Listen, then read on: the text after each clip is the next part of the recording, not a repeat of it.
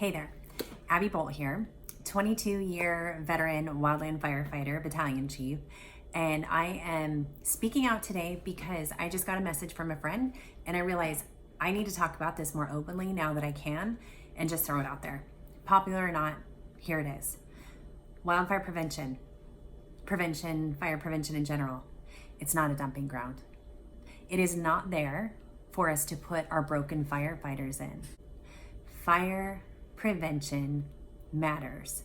It saves the lives not only of the public, doesn't just save public property.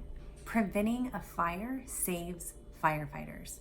It saves the men and women, the ones that go out there and put their lives on the line for you every day. So fire prevention isn't just about keeping the mountains green and the trees standing. It's about life. So here's a true confession from me. I spent about the last almost 10 years of my most recent career specializing in fire prevention. Not gonna lie, I didn't get into fire prevention on purpose. I got into fire prevention because that's where the job was open and I wanted to live near my family. So I took a downgrade and I got into fire prevention. Turns out I loved it. I really loved it. But everybody was shocked because I had so much fire experience and so much operational experience and not so much prevention experience. It kind of rocked some folks that I still wanted to be out there operationally. Oh, and also work with Smokey Bear.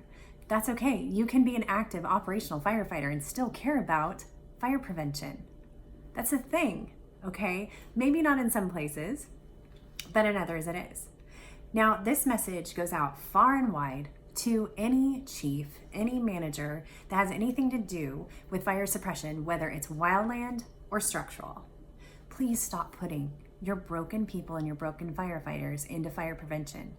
It makes the entire piece of our career nothing. If you're putting someone who's broken and can't do their regular job into fire prevention, you're saying that that's okay. The fire prevention doesn't matter that much. You don't have to be in that great of shape. You don't have to be that great of a firefighter to be in fire prevention. When you know what? You do. You have to be above and beyond. You have to have the knowledge, the know-how, the ability. You have to be able to speak to the public. You have to be able to get the message across for your agency, for your department, to get people to understand the importance of fire prevention. And there's mitigation and detection and just the whole education piece of it.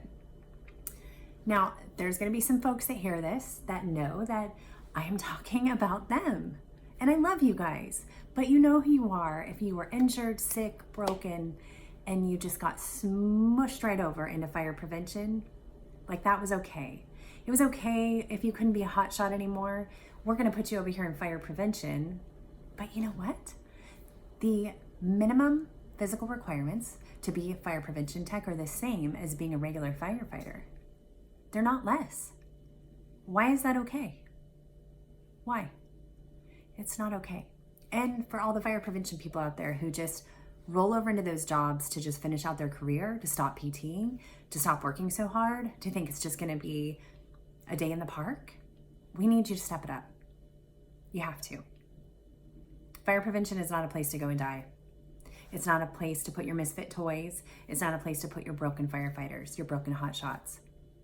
Now, what I really respect is an operational firefighter who chooses to go into fire prevention because they realize it's kind of the coolest job out there, especially in the feds. And I'm not kidding. When I had a fire prevention job, like I was a patrol, it was the best job in the world. I had my own fire truck. I was basically my own boss every day. You're like a single resource out there every day, choosing the challenges. You choose how you're going to conduct your day, what you're going to do to make that whole community better. The freedom of it and the creativity piece of it is so awesome. So you work with campers, you work with companies, you work with businesses, you work with homeowners, and you get to work with children. You get to go into a school and just light that spark in a child's eye about firefighters. And I love doing it about women firefighters because some of those little girls would just sparkle and some of those boys would look at you like, oh, you can do this too. So that was great. But it was really a special part of the job. But man, did it feel disrespectful. It felt horrible when management would just throw somebody into fire prevention because they didn't have any other place to stick them. And I would voice that opinion at a low level, at a high level, and it was not popular. They didn't want to hear it. They didn't want to face it. That was the truth. So going back to my confession, how when I got into fire prevention, I didn't mean to. I had seen it the way the culture taught me to see it. It was just, I didn't even know what they did half the time on the forest that I had come from. I knew there was a tech that ran around and she investigated fires now and then, but we just weren't as connected in suppression and prevention as we should have been. So a few years goes by and I really learned to appreciate the job and take value in it. And I loved the mission and I loved what I was doing. And I like the idea of teaching people not to let their campfires get away, and all the Smokey Bear messages and the responsibility of the land and all that great stuff. But let me tell you, there was a moment where it clicked, where it wasn't just about preventing a forest from burning down anymore. It wasn't about worrying about the watershed. It wasn't about worrying about the wildlife. Something changed. It was June 30th, 2013. I had gotten a phone call, and I've made other videos about this way back then when I didn't feel so free to talk. But now I can share whatever message I feel is necessary to share. But I got a call that day from the current assistant director of fire and aviation in the region. And he reached out to me and said, Abby, I know how you are operationally. I need somebody that sees things the way you do, that directs the way you do, and I need you to come up here and work on this special fire prevention message. And would you please do me a favor and do this? And of course I was like, wow, thank you for asking me. That is just, those are huge accolades from someone like you and trusting this in me. And yes, I would be honored to. So it was a really big nod. And I started preparing my office to go on that trip and getting my son prepared. And so I'm in the office really late and getting things done. And then I started getting text messages from friends in Arizona.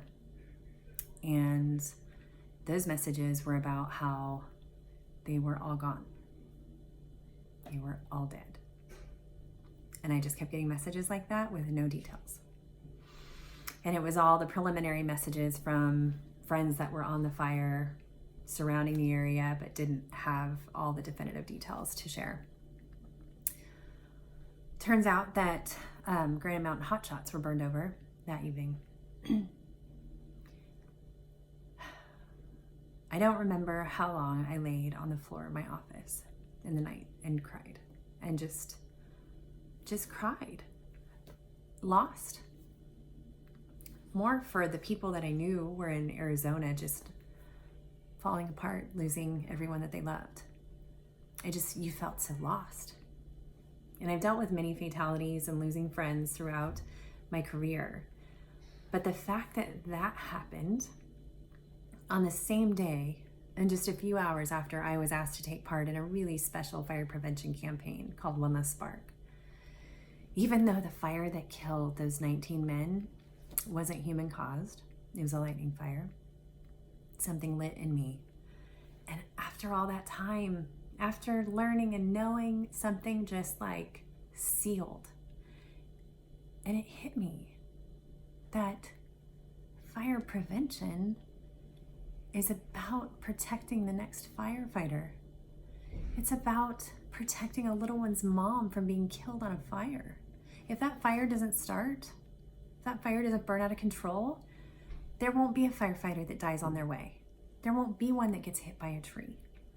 None of that. There are going to be natural causes. There's going to be lightning fires. There's going to be the ones that clean up the earth, and that's great. We need those to happen. We need more of those. But how many fires are caused because of human negligence? So many can be prevented. Fire prevention is so important. And all the agencies, local government, federal government, all agencies need to start treating it as important as it truly is. If you care about firefighter safety, not just public safety, we all care about that, but if you care about your brothers and sisters, if you care about the people that you supervise, you are going to start taking this more seriously. You are going to hire appropriately. You are going to pay appropriately. You are going to give upgrades where needed. You're going to hire the right people in those positions. You're going to get rid of the ones that aren't good. And you're going to stop putting broken firefighters into fire prevention because you don't know what else to do with them.